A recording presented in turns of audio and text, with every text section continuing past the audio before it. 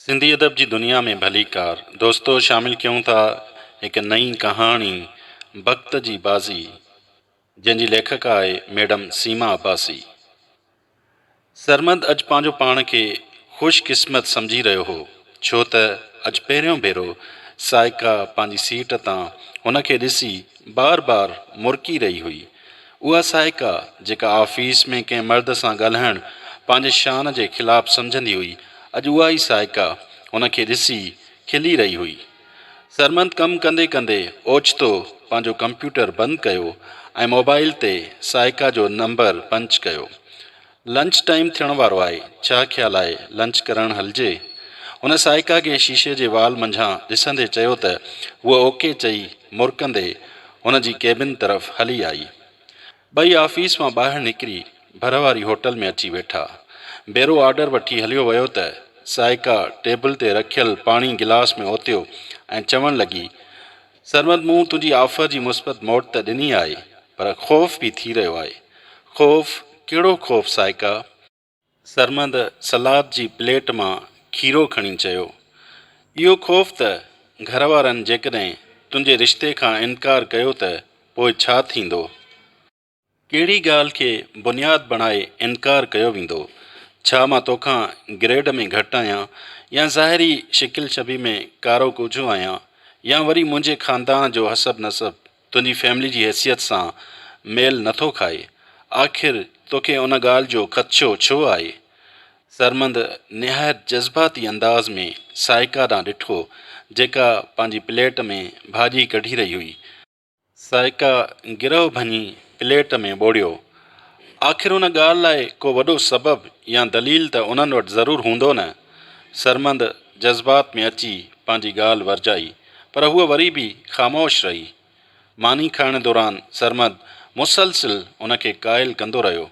आख़िरकार हुन सरमद जी सवालिया अखियुनि जो ताब न सहंदे चयो, चङो तूं रिश्तो त मोकिल, उन ॻाल्हि खे बि पोइ मुंहुं ॾिनो वेंदो। इहो ॿुधाए मूंखे केतिरो अरसो जॉइंट फैमिली में रहणो पवंदो? साइका, मां तोखे अॻु में ई ॿुधाए चुको आहियां त मां पंहिंजे वालदेन जो वॾो ऐं अकेलो पुटु आहियां। मूंखां नंढियूं मुंहिंजूं 4 भेनरूं आहिनि, जिन जी शादी बि मूंखे ई कराइणी आहे। बाबा जी वफ़ात खां पोइ वॾे पुट जी हैसियत सां जेके ज़िमेदारियूं मूं ते आइद थियनि थियूं, तिन खां मां कन लाटार कतई तौरु नथो करे सघां। सो अॻु बि मां तोखे चई चुको आहियां त शादीअ खां पोइ तोखे मुंहिंजी माउ ऐं भेनरुनि सां गॾु रहणो पवंदो। हूअं बि मां अलॻि घर अफोर्ड नथो करे सघां, न मुआइशी तरह सां न इख़लाक़ी तरह सां। मुंहिंजो ज़मीर मूंखे उन शइ जी इजाज़त ॾींदो।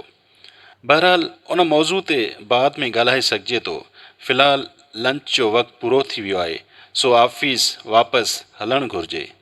साइका कुझु बेज़ारीअ मां पंहिंजी वाच में टाइम ॾिसंदे चयो, ठीकु आहे, पर इहो त ॿुधाए मां रिश्ते लाइ अम्मा वारनि खे कॾहिं तुंहिंजे घर मोकिलियां? सरमंद टिशू सां हथ वॻिया ऐं बिल जा पैसा टेबल ते रखंदे हिकु दफ़ो ॿीहर सवालिया नओ में साइका ॾांहुं ॾिठो। साइका उन जी ॻाल्हि खे ॿुधो अणॿुधो करे कुर्सीअ तां उथी खड़ी थी। ॿिन्ही जे लाॻापन में उन ॻाल्हि खां पोइ ॼण लाशऊरी तौर ते का सर्द महरी अची वई हुई। सरमंद पोइ बि साइका खे क़ाइल करण जी कोशिश कंदो रहियो, पर हुन जी साॻी ई रिट हुई त घर अलॻि वठी ॾींदे त मां घर वारनि खे उन शादीअ लाइ क़ाइल करे सघंदसि, न त मुश्किल आहे। साइका जे तरफ़ां बिल्कुलु मायूस थी आख़िर हिकु ॾींहुं सरमद पंहिंजी तौर ते हिमत करे पंहिंजी माउ ऐं भेनरुनि खे संदसि घर रिश्ते लाइ मोकिलियो। साइका जा घर वारा निहायत सुलक्षणा ऐं समझदार थी नज़र आया। रिश्ते जे हवाले सां पिणु साइका जे चवण जे बरख़िलाफ़ उन्हनि जो रद्द अमल ख़ुशगवार रहियो। उन जे घर वारनि तरफ़ां का बि डिमांड न कई वई हुई।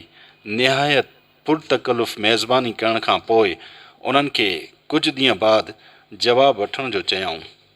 पंहिंजे घर वारनि जो इत्मीनान ॾिसी सरमद पिणु मुतमइन थी वियो, पर हिन जी उहा ख़ुशी आरज़ी साबित थी। ॿिए ॾींहं ते ब्रेक टाइम में साइका नाराज़ हुन जे केबिन में हली आई। यार, हदि करे छॾियई, मूंखे ॿुधाइण खां सवाइ तोखे पंहिंजे घर वारनि खे रिश्ते लाइ न मोकिलणु घुरिबो हो। साइका मूंखे अंदाज़ो हुयो त तूं कावड़िजी वेंदीअ, पर मूं वटि ॿियो को चारो न हुयो। मां छा कयां? तूं मामले खे अॻिते वधाइण लाइ तयारु कोन हुईअं। होॾां अम्मा रोज़ानो कंहिं न कंहिं छोकिरीअ जी तस्वीर ॾेखारे मूंखे शादी लाइ राज़ी करण जी कोशिश में लॻी पई आहे। हूअ बि हाणे मुंहिंजो इनकार ॿुधी ॿुधी थकिजी पई आहे। सो मां अहिड़ी सूरत हाल में इहो ई फ़ैसिलो करे थी सघियुसि। प्लीज़ नाराज़ न थी। मुंहिंजी वालदा निहायत मामला फ़हम औरत आहे। तोखे ॾिसी तमामु घणी ख़ुशी थी अथसि। शादी खां पोइ तूं नौकिरी करीं या न करीं, सा बि तुंहिंजी मर्ज़ी रहंदी। प्लीज़ कावड़ छॾ। इहो ॿुधाए त तुंहिंजा घर वारा छा था चवनि। भेण ॿुधाए पई त तुंहिंजे घर वारनि जो रवैयो उन्हनि सां तमामु सुठो रहियो। लॻे त कोन पियो त हू इनकार कंदा। सरमद हू इनकार कंदा न, पर हिननि इनकार करे छॾियो आहे। साइका तेज़ लहजे में पंहिंजी सर्द महरी ऐं बेज़ारीअ खे बरक़रार रखंदे चयो। पोइ उन्हनि त कुझु ॾींहं इंतज़ारु करण लाइ चयो हो। सरमद एतिजाजी अखियुनि सां हुन ॾे ॾिठो। न, इंतज़ारु करण जी ज़रूरत ई नाहे। उन्हनि मूंखे राति घुरायो हो। कुझु पुछा ॻाछा करे आख़िरकार इनकार करे छॾियऊं। साइका हुन ॾांहुं अखियूं चुराईंदे पंहिंजे हथ जी नेल पॉलिश खे ॾिसी जवाबु ॾिनो। पर साइका, तोखे उन्हनि खे क़ाइल करणु खपंदो हुयो। आख़िर उन्हनि इनकार जो को त सबबु ॼाणायो हूंदो। सरमद जज़्बाती थी तेज़ आवाज़ में चयो। हा, साॻियो सबबु त तूं मूंखे अलॻि घर वठी न ॾेई सघंदे। पर मुंहिंजे घर वारनि खां त हुननि का बि अहिड़ी घुर कोन कई हुई। उन्हनि खां भली न कनि। घर वारनि मूं सां डिस्कस कयो हो, जंहिं ते मां उन्हनि खे तुंहिंजे जवाब जी आगाही ॾिनी। तंहिंखां पोइ उन्हनि इनकार करे छॾियो। साइका जो कंधु बदस्तूर पंहिंजे नह ॾांहुं झुकियल रहियो। सच ॿुधाए साइका, इहो तुंहिंजो फ़ैसिलो त नाहे। सरमद जो आवाज़ ॾुख ऐं सदमे विचां गगो थियणु लॻो ऐं हू गौर सां हुन जो चहिरो तकणु लॻो। न, इहो मुंहिंजो फ़ैसिलो नाहे, घर वारनि जो आहे ऐं मां घर वारनि जे फ़ैसिले जे ख़िलाफ़ु नथी थी सघां। साइका सरमद जी अखियुनि में ॾिसण खां सवाइ तेज़ लहजे में चयो ऐं हुन जी केबिन मां निकिरी आई। 6 महीननि खां पोइ सरमद ख़ामोशी सां शादी करे छॾी। छोकिरी हुन जे घर वारनि पसंदि कई हुई। मरियम निहायत ई सुलक्षणी ज़ाल साबित थी। जहिड़ी शिकिल शबी में ख़ूबसूरत हुई, तहिड़ी इख़लाक़ में सुहिणी हुई। सरमद साइका खे विसारे निहायत ख़ुशि ऐं मुतमइन ज़िंदगी गुज़ारणु लॻो। इहा शादी हिन जी नौकिरीअ लाइ पिणु मुबारक साबित थी ऐं हिन जो प्रमोशन थी वियो।